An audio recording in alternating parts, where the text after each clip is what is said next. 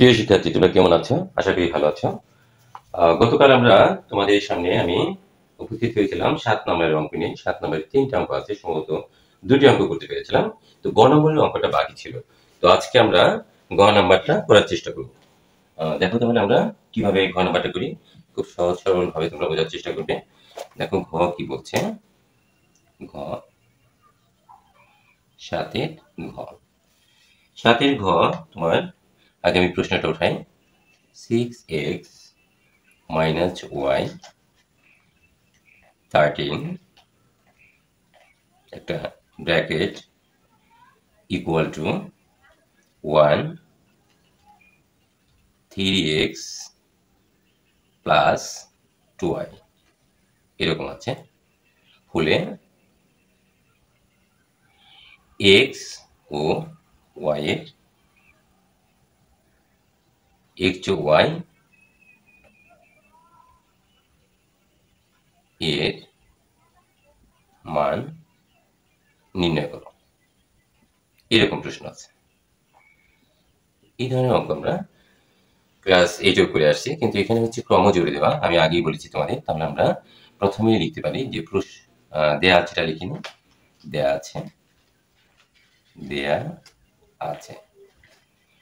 দেখো দেয়া আছে 6x minus y। তোমরা কিন্তু প্রশ্ন উঠাবে না, আমার সুবিধার্থে আমি প্রশ্নটা উঠিয়ে নিলাম। 3x plus 2y এরকম, এটা হচ্ছে দেয়া আছে। তাহলে আমরা প্রথমেই প্রশ্ন মতে দেখি। প্রশ্ন মতে দেখো, এই যে এইটার প্রথমটা, অর্থাৎ যার বাম পক্ষের প্রথমটা আগে লিখলাম ইকুয়াল টু 1। ঠিক আছে, এখন তুমি এটার নাম্বার একটা সমীকরণ দিয়ে দিতে পারো। দিলে 1 নং সমীকরণ। এবং বিভিন্নভাবে করা যায়। এই যে এখানে 13 আছে, 13 equal to 3x plus 2y, এটাকে আমরা সাজিয়ে লিখতে পারি একটু। দেখো আমি কালকে তোমাদের সাথে আলোচনা করেছিলাম, যেমন মনে করো রহিম সমান করিম। তাহলে আমরা কিন্তু বলতে পারি করিম সমান রহিম। তাহলে এখানে আছে 13 equal to 3x plus 2y। তাহলে আমরা এটাকে এইভাবে লিখতে পারি 3x plus 2y equal to 13। একই কথা, ঠিক আছে, সমান তো, তাই না? যে রহিম সমান করিম, করিম সমান Rahim. 13 equal to 3x plus 2y, আর 3x plus 2y equal to 13। ঠিক আছে, এইভাবে লিখলে আমাদের জন্য সহজ হবে। 2x 3x equal to 13। এটাকে আমরা 2 নম্বর সমীকরণ দিলাম। এটাকে আমরা 2 নং সমীকরণ দিয়ে দিলাম। এখন আমরা দেখো কি করতে পারি, আমরা অনেক কিছু করতে পারি, তাই না? এখন আমরা লিখি যে কোনো একটা সমীকরণ থেকে আমরা নিতে পারি। কোন সমীকরণ থেকে নিব? তাহলে লিখি 1 নং সমীকরণ থেকে এটা আমরা লিখতে পারি 1 নং সমীকরণ। 1 নং সমীকরণ হতে পাই। আমরা অপনয়ন পদ্ধতিতে করতে পারতাম, কিন্তু আমরা করলাম না। 1 নং সমীকরণ হতে পাই। 1 নং সমীকরণটা 6x minus y equal to 1 আমরা লিখলাম। ইকুয়াল টু আমরা এখানে 6x equal to 1 plus y লিখতে পারি, কারণ সমান চিহ্নের বাম পাশে ছিল y, এখন ডান পাশে চলে গেছে, এই যে মাইনাস আছে সেই জন্য এখানে প্লাস হয়ে গেছে। ঠিক আছে, ইকুয়াল টু আমরা এভাবে লিখতে পারি আবার 1 plus y equal to 6x লিখতে পারি না? ওই যে কিছুক্ষণ আগে বললাম রহিম সমান করিম, করিম সমান রহিম। তাহলে 1 plus y equal to 6x কেন লিখলাম সেটা আমরা আসতেছি। দেখো আমরা এই অংশটা মুছে ফেলি। এখন দেখো এখানে, so we can write y equal to 6x। এখন এই 1টা কোথায় গেল? 1টা সমান চিহ্নের কি কোন পাশে আছে? বাম পাশে আছে। এটাকে কি চিহ্ন আছে? প্লাস চিহ্ন আছে, তাহলে ডান পাশে চলে গেল, 1 মাইনাস হয়ে গেল। তাহলে আমরা y সমান একটা কি, একটা কিছু পেয়েছি, মান না কিন্তু, এটা পেলাম। এটা একটা সমীকরণ নাম্বার দিয়ে দিই। এটা সমীকরণ নাম্বার দিলাম 3।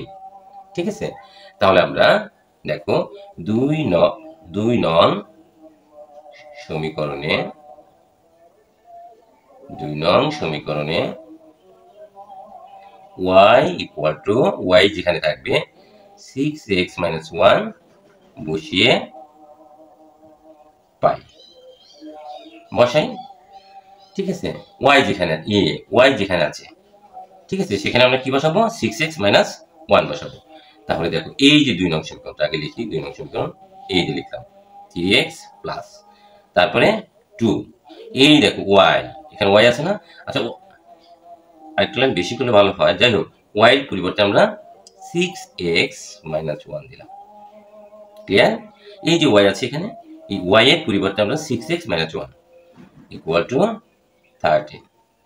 So we can write 3x plus 2 into 6, 12x minus 2 equal to 13.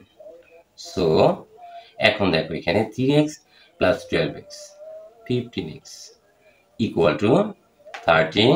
এই যে মাইনাস 2টা আছে কি সমান চিহ্নের বাম পাশে আছে, এখন ডান পাশে চলে গেল, মাইনাস অবশ্যই মাইনাস উইল বি প্লাস।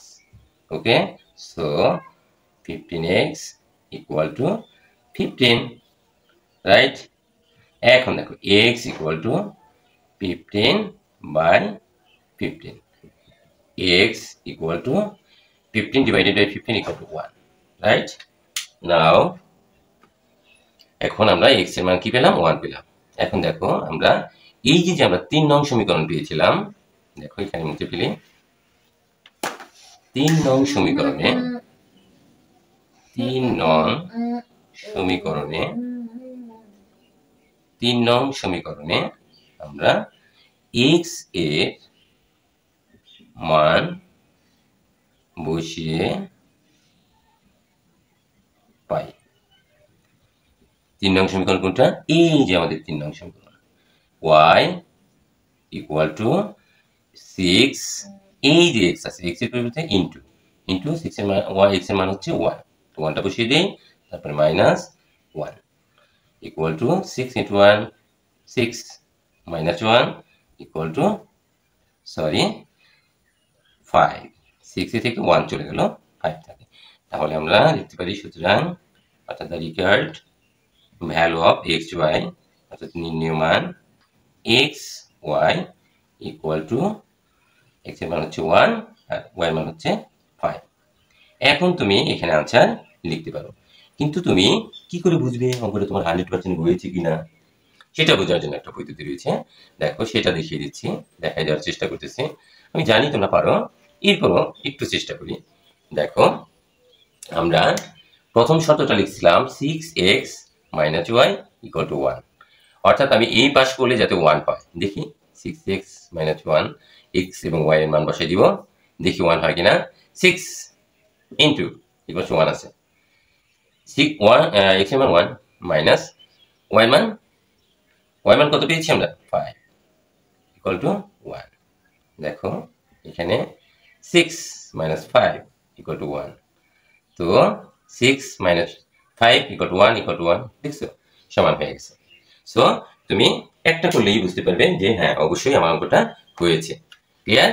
আশা করি তোমরা খুব ভালো বুঝতে পেরেছো অঙ্কটা। ওকে, নাও নেক্সট নাম্বার মেবি 7, 8। এখন আমরা 8 নাম্বারের অঙ্কটা করার চেষ্টা করি। দেখো বন্ধুরা, 8 নাম্বার খুবই সহজ অঙ্ক, এগুলো আমি করছি শুধুমাত্র করার জন্য, এগুলো তেমন যে একটা ইম্পর্টেন্ট অঙ্ক তাও না, আমি বলেছি স্টেপ বাই স্টেপ অঙ্কগুলো করবো, সেই জন্যই আমার এগুলো করা। ঠিক আছে, number 8, see you attentively my dear students. দেয়া আছে কি দেখি, দেয়া আছে, তোমরা এটা খুবই সহজ একটা অঙ্ক, দেয়া আছে P equal to a, okay, q equal to b c, ঠিক আছে। আচ্ছা, এখন আমরা করব, তাহলে আমাদের বের করতে বলছে পি, আমাদের বলছে, তাহলে আমরা লিখি পি এটা কি বলে, এইটাকে বলে কার্তেশীয় গুণজ। এটা গুণ না, এটা হচ্ছে কার্তেশীয় গুণজ, অর্থাৎ সেটের ভাষা। কার্তেশীয় একজন গণিতবিদ ছিলেন, উনার নাম অনুসারে এটার নাম হয়েছে কার্তেশীয় গুণজ, রাইট। এখন কার্তেশীয় গুণজ করার যে সিস্টেমটা, অর্থাৎ তোমাকে সেট আকারে লিখতে হবে, একটা সেট তৈরি করতে হবে এই গুণের মাধ্যমে, ঠিক আছে। তো আমরা করলেই বুঝতে পারবো, একটা করলেই তোমরা বুঝতে পারবে খুব, যে একটা ফানি ধরা যায়, এইগুলো খুবই সোজা। এই যে পি এর মান বসালাম আমরা, এই যে কার্তেশীয় গুণজ দিলাম, এরপরে আমরা কিউ এর মান বসাবো, বি অ্যান্ড সি হচ্ছে উপাদান। দেখো কিভাবে আমরা একটা একটা করে সেট তৈরি করবো, সেট, ঠিক আছে। সেট তো বুঝোই, এ আর বি। এখন তোমরা ফার্স্ট ব্র্যাকেট ইউজ করবে কার্তেশীয় গুণজের সময়। দিলাম এ আর বি কার্তেশীয় গুণজ, কমা আকারে লিখলাম, এরপরে একটা কমা, এরপরে এ আর হচ্ছে সি, এই হচ্ছে তোমার কার্তেশীয় গুণজ। এটাই আনসার। আশা করি তোমরা বুঝতে পেরেছো, খুব সহজ তাই না। এরপরে এটা আমরা করলাম ক নাম্বার, সরি ক নাম্বারটা দিইনি। এখন আমরা এই পাশে খ করার চেষ্টা করব। খ কি বলছে দেখো, দেয়া আছে কি আমরা লিখিনি, দেয়া আছে, দেয়া আছে খতে A equal to 3, 4, 5, B equal to 4, 5, 6, আচ্ছা। এবং এখানে কমা দেওয়ার প্রয়োজন নাই, এবং লিখলে সি ইকুয়াল টু এক্স আর ওয়াই, ঠিক আছে। এটাও একটা সেট, এক্স ওয়াই, এইটা হচ্ছে দেয়া আছে। এখন আমাদেরকে বের করতে হবে A set set B in bracket কার্তেশীয় গুণজ সি, এর ভিতরে আমরা একটা সম্পর্ক স্থাপন করব। সো আমরা লিখি, ব্র্যাকেটের ভিতরে যা থাকে আমরা আগেই বলেছি, আমরা সেটা বের করে নেব, ঠিক আছে।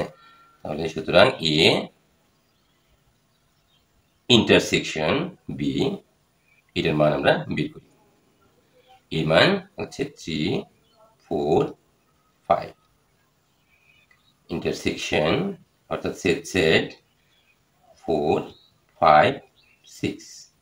এখন দেখো যেটা সেট করবে, অর্থাৎ যেটা মিলবে, কি কি মিলে, এখানে 4 আছে, এখানে 4 আছে, তাহলে সেট করলো 4, এখানে 5 আছে, এখানে 5 আছে, তো লিখলাম 5, ওকে। এখন তোমাকে বের করতে হবে যে অঙ্কে কি চেয়েছে, অর্থাৎ আমাদেরকে ফাইন্ড আউট করতে বলছে কি, A set B in bracket কার্তেশীয় গুণজ সি, এই মানটা আমাকে বের করতে হবে। এখন দেখো তুমি, আমরা এখানে কি বের করেছিলাম, এ সেট বি এর মান হচ্ছে 4 আর হচ্ছে 5, সেকেন্ড ব্র্যাকেট দিয়ে দিলাম, এরপরে কার্তেশীয় গুণজ C, C equal to x আর ওয়াই। আমরা কার্তেশীয় গুণজ তো আমরা এখন সেট তৈরি করব কিভাবে, একটা সেকেন্ড ব্র্যাকেট মাস্ট, কিন্তু এখানে কিন্তু তোমার ফার্স্ট ব্র্যাকেট ইউজ করতে হবে। 5, sorry 4x 4y, 4y, sorry 4x 4, 4 লিখলাম, কি লিখলাম 4x 4, ঠিক আছে 4y, একটা সেট লিখলাম, এরপরে একটা কমা দিলাম, 5 আর x লিখলাম, এরপরে 5 আর y লিখলাম, ব্যাস হয়ে গেল। এটাই আমাদের আনসার। আশা করি তোমরা এটাও বুঝতে পেরেছো, এখানেই আনসার, ঠিক আছে। আমার কলমে একটু সমস্যা দেখা দেয়, তোমরা বুঝে নেওয়ার চেষ্টা করবে, কষ্ট করে বাবারা, মায়েরা, বোনেরা, যে যেভাবে আছো না কেন বোঝার চেষ্টা করো, বুঝলেই হলো। আমি যেভাবে লিখি না কেন, আমার লেখা ভুল হতে পারে, তোমাদের লেখা যেন ভুল না হয়, ঠিক আছে। ওকে, কারণ পরীক্ষাতে দেবে তোমরা। এরপরে লাস্ট ওয়ান হচ্ছে গ নাম্বারটা আমরা করবো, তারপরে আমাদের 8 নাম্বার শেষ হয়ে যাবে। গয়ের 8-এর গ হচ্ছে last one, so will do last one. Okay my dear students, so গ দেখো কি বলছে,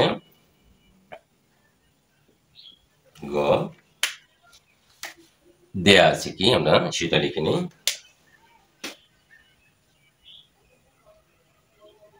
দেয়া আছে। খুবই সহজ সহজ অঙ্কগুলো আমরা করতেছি মনে হচ্ছে।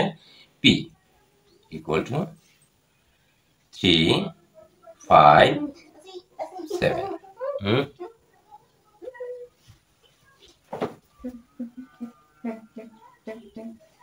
3, 5, 7, comma q equal to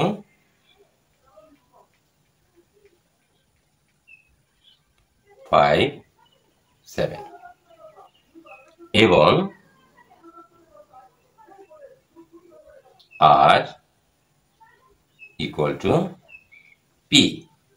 এটাকে বাদ সেট বলো, বাদ সেট বা অন্তর সেটও বলা যায় কিউ। এখন এই বাদ সেট আমরা শিখেছি আগেই, তো আমরা এটা আমাদের দেওয়া আছে, তো আর এর মানটা আমরা বের করে ফেলি।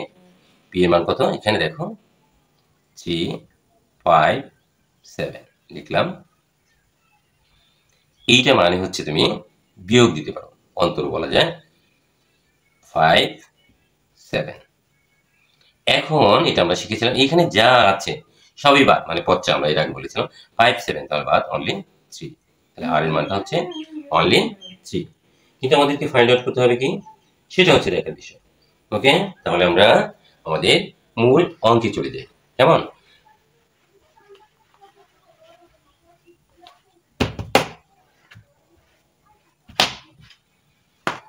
দেখো এখন আমাদের অঙ্কে বলছে পি সংযোগ অর্থাৎ union Q, right, in bracket কার্টেসীয় গুণজ আর, এটা আমাকে বের করতে হবে। এখন তুমি দেখো বন্ধুরা, এই যে সম্পর্কটা, এই সম্পর্কটা আমরা বের করে নিয়েছি কিনা। আমরা বের করিনি যেহেতু, তাহলে আমরা সরাসরি মান বসিয়ে দিতে পারি। বসাই এখানে, পি এর মানটা হচ্ছে 3, 5, 7 দিলাম ব্র্যাকেট, সেকেন্ড ব্র্যাকেট, সংযোগ কিউ এর মান, কিউ এর মান আমরা কি পেয়েছি 5 আর 7 বসিয়ে দিলাম। তারপরে কার্টেসীয় গুণজ হচ্ছে আর, আর এর মানটা আমরা কি পেয়েছি অনলি 3 লিখলাম 3। এখন এখানে কি সংযোগ স্থাপন করছে, অর্থাৎ so we can get from this line কি প্রত্যেকটি সদস্যই আমরা লিখব 3, 5, 7, কিন্তু কোনোটাই একাধিকবার আমরা লিখতে পারবো না। কার্টেসীয় গুণজ 3, এখন কার্টেসীয় গুণজ তো আমরা জানি 3, 3 ফার্স্ট ব্র্যাকেট ইউজ করতে হবে 5, 3, খুব মজা না, 7, 3, this is our answer. Hopefully you are understand. Okay my dear students, আশা করি তোমরা খুব ভালো মতোই অঙ্কটা বুঝতে পেরেছো। তো আজকে আর করবো না, আজকে আমার ক্লাস এখানেই শেষ। তোমরা সবাই ভালো থাকবে, সুস্থ থাকবে এবং আগামী ক্লাসের অপেক্ষায় থাকবে, এই বলেই আমার ক্লাস এখানেই শেষ করছি। ধন্যবাদ তোমাদের সবাইকে।